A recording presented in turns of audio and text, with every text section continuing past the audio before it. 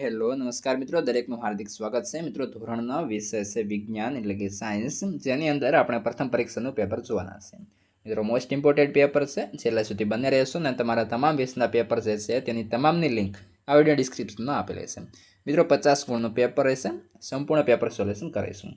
ચાલો શરૂ કરીએ વિભાગ એથી, જેમાં વિકલ્પ છે પહેલો, દ્રવ્યની કઈ ભૌતિક અવસ્થામાં તેને ચોક્કસ આકાર હોય છે?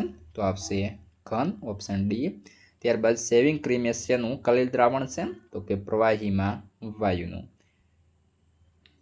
ત્યારબાદ પ્રશ્ન 3 એટલે કે વિકલ્પ નંબર 3, થર્મોમીટરમાં વપરાતી ધાતુની સંજ્ઞા? તો કે Hg છે.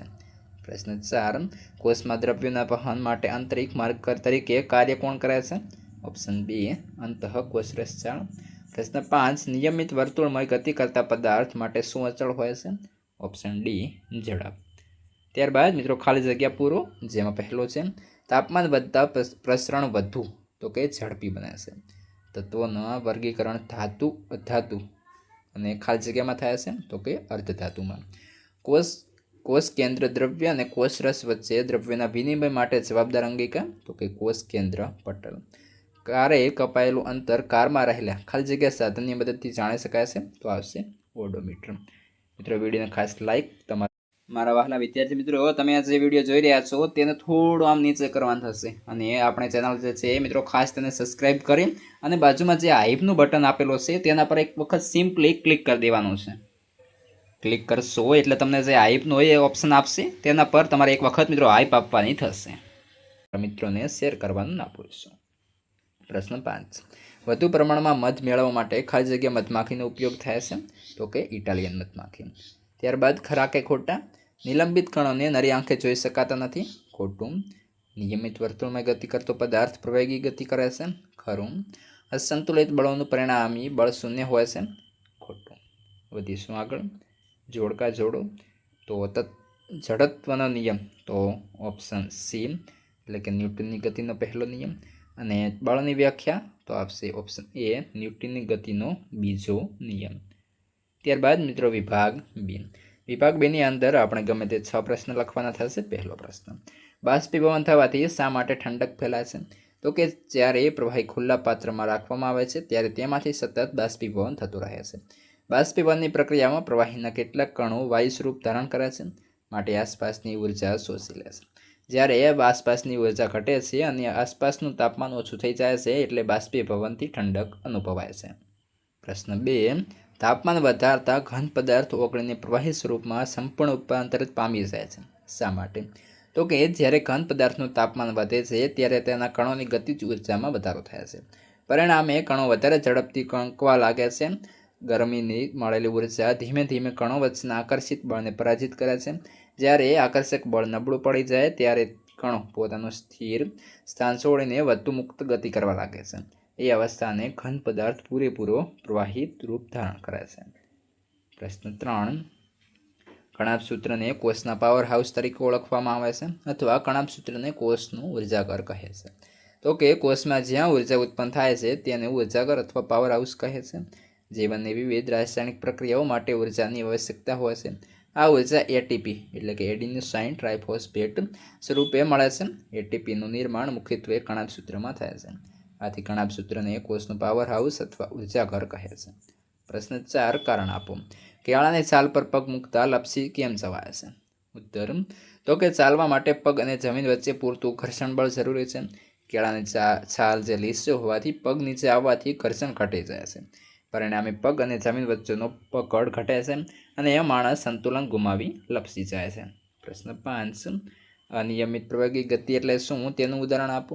તો કે કોઈ પદાર્થના વેગનો બદલાવવાનો દર અનિયમિત હોવાથી તે પદાર્થ અનિયમિત પ્રવેગી ગતિ કરે છે તેમ કહેવાય.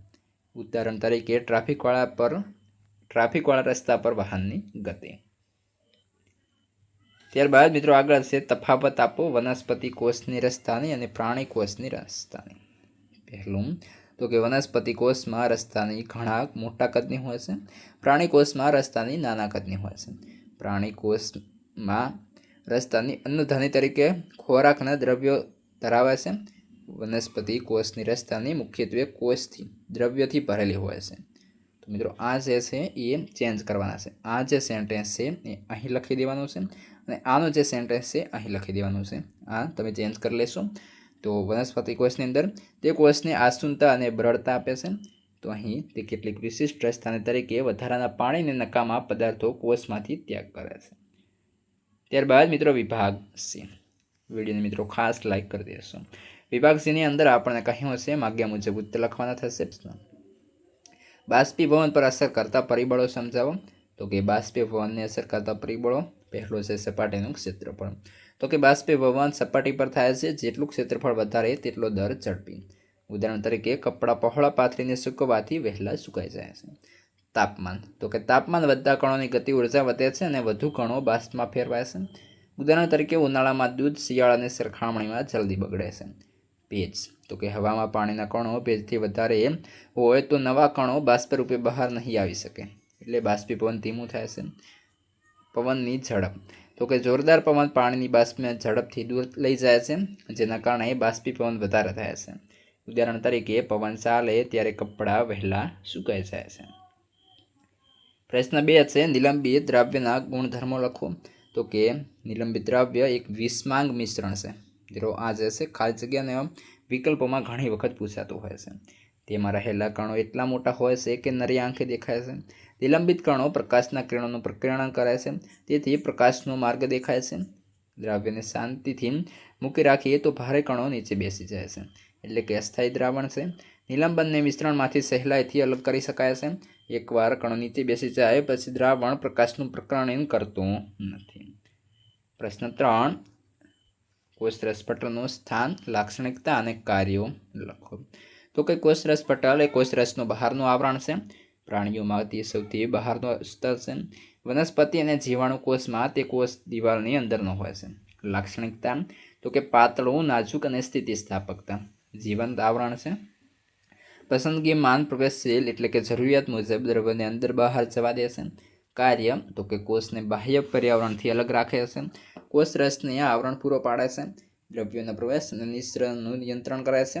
ઓક્સિજન અને કાર્બન ડાયોક્સાઇડ જેવા વાયુઓ પ્રસરણ દ્વારા પસાર થાય છે. પ્રશ્ન 4 વનસ્પતિ કોષની આકૃતિ દોરો. તો મિત્રો આ પ્રમાણે આકૃતિ થશે. પ્રશ્ન 5 છે ખાતરોનો ઉપયોગ વિવેકપૂર્ણ અને જરૂરિયાત મુજબ જ કરવો જોઈએ, સમજાવો. તો કે ખાતરોમાં પોષક દ્રવ્યોનું પ્રમાણ વધારે હોય છે, તેથી તેનો ઉપયોગ ઓછા જથ્થામાં કરવો જોઈએ. વધુ જથ્થામાં આપવાથી તે પાકને નુકસાન થઈ શકે છે અને પાક બળી જાય છે. ખાતર હંમેશા ત્યારે જ આપવું જોઈએ ત્યારે જમીનમાં પૂરતો ભેજ હોય, નહીં તો દાહક અસર કરે છે. વધુ પડતો ઉપયોગ જમીનનું બંધારણ બગાડે છે, ફળદ્રુપતા ઘટાડે છે અને પાણી સાથે વહી જતા જળ પ્રદૂષણ પણ ફેલાવે છે. એટલે ખાતરનો ઉપયોગ હંમેશા જરૂરિયાત અને સમજદારી મુજબ કરવો જોઈએ. ત્યારબાદ મિત્રો વિભાગ ડી છે, જેની અંદર આપણે સવિસ્તર ઉત્તર લખીશું. 3માંથી કોઈ પણ 2 પ્રશ્ન લખવાના થશે. પહેલો પ્રશ્ન કલિલ દ્રાવણના ગુણધર્મો લખો. મિત્રો મોસ્ટ ઇમ્પોર્ટન્ટ છે. તો તેની પ્રકૃતિ.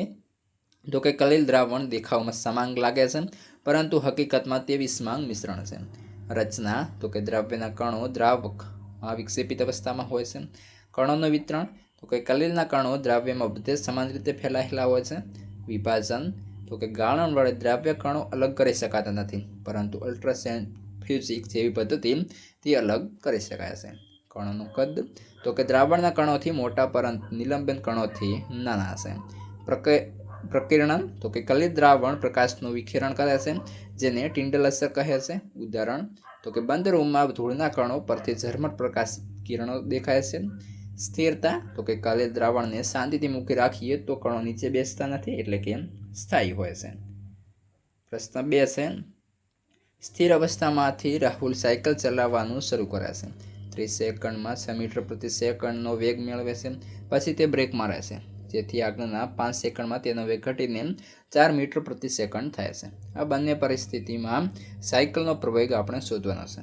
તો મિત્રો સરસ મજાનો સોલ્યુશન આપેલો છે, તમે જોઈ લેશો. તો આ પ્રમાણે તેનું સંપૂર્ણ મિત્રો સોલ્યુશન છે અને આપણું જે પેપર સોલ્યુશન પણ અહીં પૂર્ણ થાય છે. તમારા તમામ વિષયના પેપર સોલ્યુશનની લિંક મિત્રો વિડીયોના ડિસ્ક્રિપ્શનમાં આપેલો છે, ત્યાં જાઓ, સંપૂર્ણ સોલ્યુશન લિંક મેળવી લો. તમારા મિત્રોને પણ શેર કરવાનું ના ભૂલશો.